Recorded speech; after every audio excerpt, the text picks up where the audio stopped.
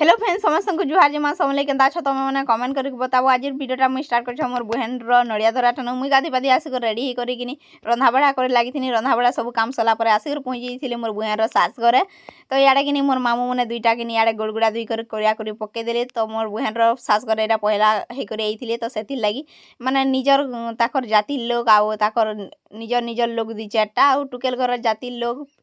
आउ निजर निजर लोग टुकेल घर भी आएसन आउ इटा कि नड़िया धरा हेसी तो आमे हेते बेसी किछि नहीं करिथिनु बोला तो हेतु नड़िया धरा कले तो बहुत किछि 40-50 हजार टका खर्चा जासी आमे छोटिया मोटिया हिसाब कामटा पटेदेमा सुरुखुरुरे बोली करी तो इयाडे दुई चारटा समके गदा करी करी माने सब रिलेशन लोग जेते भी जानसन बिहा फिक्स होला बोली ए दिन फाइनल हेसी तार माने तो इडा हेंता किछि तो सबे जानबे बोली करी इडा करा हेसी तो साधा मत पेन पिया बोली नि कहसन हेंता किछि आमे करथिनु एते नड़िया धरा एते बड़ आयन किछि भी नहीं करिथिनु छोटिया मोटिया हिसाब काम पटेदेमा बोली कर तो इयाडे मोर बहन